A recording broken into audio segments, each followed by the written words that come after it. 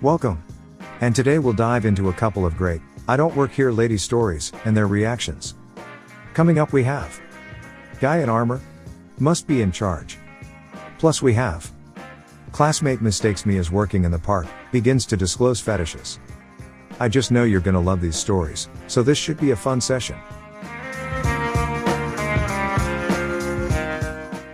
Hi, this is Derek. I just put the Drama Llama, Fred, back in his pen so that I can do this quick video for you with some of the stuff that Fred found on Reddit earlier today. If this is your first time watching our videos, help me out by watching to the end, and then giving me some feedback in the comment area below. I do respond to every single one, so don't be shy. And if you want more of these videos daily, don't forget to like and subscribe, with notifications turned on for this channel. Oh boy, let's get ready for some incredible stories. Night Off. A micronation posted. Guy in Armor must be in charge. So a bit of backstory. Back in 2018, when this occurred, I had saved up quite a bit of money from my job as a shift lead in the food service industry. So what did I, a 17M, do with that money? I bought a suit of steel plate armor, helmet and all, something I had always wanted to do since I knew what a knight was. I had bought it primarily to wear at the local Renaissance festival, but took every opportunity to put it on that I could. And this wasn't some thin, ceremonial or LARP stuff, it was the real deal. 16-gauge steel, thick leather straps, over 100 pounds altogether. It could stop a sword. At the time, and currently, I stood at 6 feet 5 inches, and weighed a grand total of 140 pounds soaking wet. Not the most intimidating on my own, but with the armor on, I was scary as F. Or so people have told me. Anyways, on to the story. That October, my mom signed my entire family up to volunteer at a nearby hospital's trunk or treat the Saturday before Halloween, a night I had off from work. So I suited up, the rest of my family got into their Renfest costumes, and off we went. When we arrived, we reported to the event director, the real manager, and were assigned our duties. My parents were to hand out candy from the back of their car, and keep an eye on the kids walking through, like most of the adults. The youngest of my siblings, 11 female, was sent to help oversee some of the games going on inside and around the hospital, and the oldest, 15 female, was sent with me. And what was my wondrous task? Glorified traffic cone. My job was to stand at one of the entrances to the portion of the parking lot the event was taking place in and keep cars from driving through. Here to join the trunk or treat. Go around the hospital to the exit side of the lot, and someone else will direct you further. Just trying to leave the hospital? Sorry bud, you're going to have to turn around. No exit here. There was another entrance, but other volunteers took care of it. And mine was where the line of trunk or treaters would wait while another group went through. It did make sense to put me there, though. If you didn't notice the glow stick lanyard all volunteers were wearing, you definitely noticed the hulking 6'5" inches guy encased in reflective steel, standing in your headlights. And if you somehow didn't, I had a much better chance of surviving getting hit.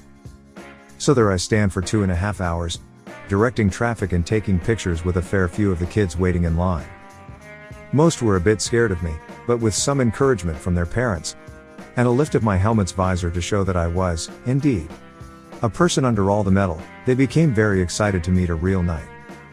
So sometime between 2.5 and 3 hours on duty, I hear a bit of yelling coming from the other parking lot entrance. I didn't think much of it, because there are a lot of people around being loud, especially kids. So I keep on keeping on. Then a moment later, just as I finish another photo op, there's a tap on my pauldron, shoulder armor. I turn, and there stands one of the volunteers from the other entrance, looking a bit exasperated.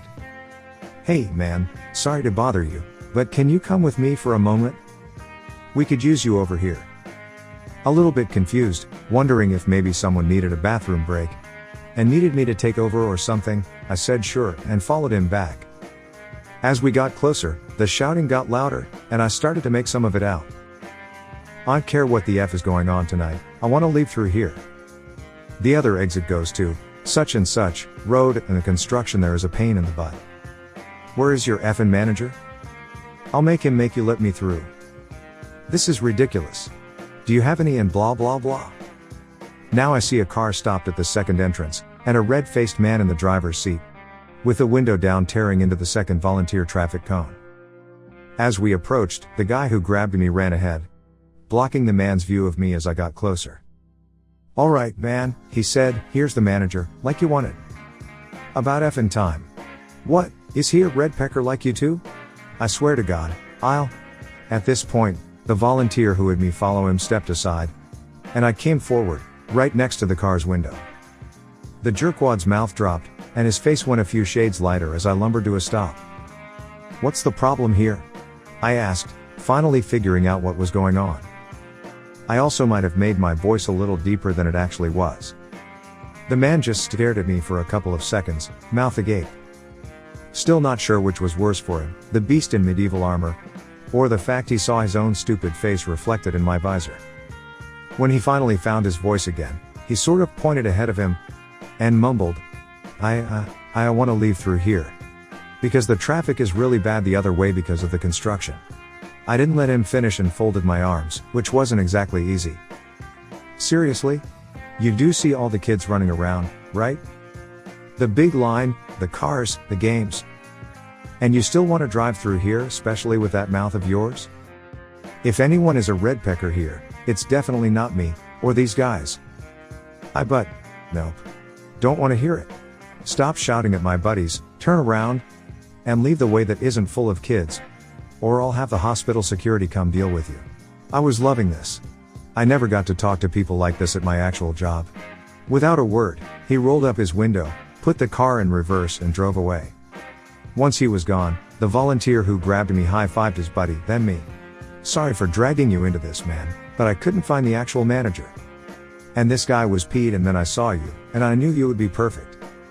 I just laughed, and told him it was no trouble, that it was actually very enjoyable. Then I took a picture with the volunteers, chatted a bit about my costume. Then headed back to my post and finished out the night content with my little revenge against all the Richard Craniums in the world. And I did have gauntlets, just wasn't wearing them at the time of the pic.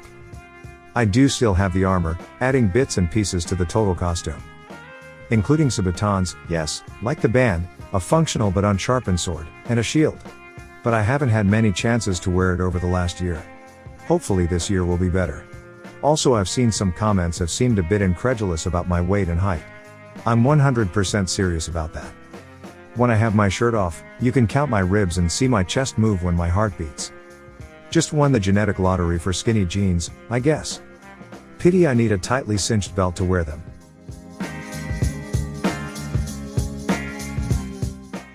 What are your thoughts on this incredible story? Please share in the comments below. Now here's how some Reddit members reacted to this story. True Blue Eyes reacted with, I think I need a suit of armor. Mellow Snake reacted with, the guy in the car must have been asking himself why he was hearing Dark Souls boss music before seeing you. What a bunch of great reactions. Now on to the next story posted by Tamira is Redding, who posted, classmate mistakes me as working in the park, begins to disclose fetishes. I was studying in the park by my house this afternoon when a cute guy around my age, wearing a sweatshirt from my college, sat down directly next to me. Thought that was kind of odd, especially during a global pandemic. So kind of scooched in the other direction. But then he started talking and he was like, so, hi, I'm Jose. All stutter why and not making eye contact and everything. I thought it was so sweet that he was this nervous to talk to me, so I took the bait and said, oh, well, hi, I'm Mira. And he says, oh, that's a really pretty name. I never would have guessed that would be your name. There was a long awkward pause as I tried to think what I could say in response to that. And he goes, so, how about a walk around the park? I thought that's really gutsy to ask, but you know what, I kind of like that. So I said sure and packed up my books and off we went. I figured it was middle of the day, surrounded by other people. So worst case scenario, I could always ditch him if things felt shady. So we were walking and he was making more nervous small talk. I was telling him some stuff about my interests and background, asking him about his. He was like, wow, I didn't expect you to actually tell me so much about yourself. Wasn't sure how to feel about that, but, alright. He's like, should I tell you a little more about me then? Because it is almost 3 p.m. I figured maybe he had to go somewhere by 3 o'clock and I'd missed him mentioning it. So I was like, sure, tell me everything I should know about you. Figuring the whole experience to this point was like a fairy book or sitcom. So I should just keep rolling with it. But then he says, maybe we should have this conversation at your place. I thought asking me, a total stranger, to stop what I was doing and take a walk with him was gutsy. I thought what he just said was sleazy. At best. I kind of nervously chuckled as I looked for non-confrontational outs to the situation and said, ahaha, we're definitely not going to my place. He says, oh. Okay. Sure, fine. I didn't mean where you live necessarily, I just meant the place, wherever it is we're going. I'm sure you've got something all worked out. Anyways, I can start telling you. About myself now, sure. He was kind of looking around to see if other people were listening and he goes, see, I'm really more of an butt kind of guy. I have a major spanking fetish. So if you've got any short skirts or... What? What? Forget the non-confrontational exit, I instinctively went, stop. This conversation is over. And turned to hightail it into the nearest store. The guy's running after me going, wait, what? I'm sorry, I didn't mean to, I'm sorry. The ad said you were cool with kinks and stuff, I just thought. Wow, I'm sorry. Alright, that slowed me down. I'm thinking, did he just say ad? He stopped near me now, catching his breath, going, again, I'm so sorry and look, this maybe not be the best time to ask this. But am I still gonna be charged? Like for the full time? Even if you're leaving? So, it took a second to figure out, but to make a long story short, this poor guy was experiencing a touch of pandemic loneliness, so went and hired a call girl off some personal section online. She told him she'd be there in the park wearing an identical graphic tee to mine. And we apparently have very similar features. Because she described a same height, build, hair, and a color to mine. Once we got everything worked out, he was especially apologetic. And begged me not to speak of the encounter ever again in case we know anyone in common. I'm going to do my best to keep that promise. So instead I'm posting about it under the cloak of internet anonymity. Because oh my god, I just had to tell someone. I definitely didn't work there, man.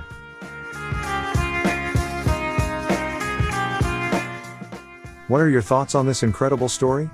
Please share in the comments below. Now here's how some Reddit members reacted to this story. Nimulus reacted with, working in the park? Oh. Working in the park. It took me a minute to realize you weren't talking about being a park ranger. Wow. Tarnok D reacted with, pandemic loneliness. I think that goes for most of the human race right now. Well, let me tell you about myself. Tales of Reddit reacted with, I can't help but feel super bad for the guy. You just know that poop is going to haunt him till he dies.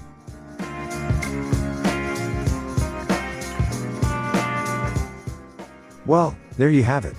A perfectly great set of reactions from a bunch of upstanding citizens. Help support this channel by smashing the like and subscribe buttons. And hit that silly little bell as well to ensure you get the latest videos as they come out. Fred is always finding stuff for me to post regularly. So this is Derek signing off, thanks for watching. Good grief, it sounds like Fred is out of his pen again. He must have found more stories for me to share with you. See you soon.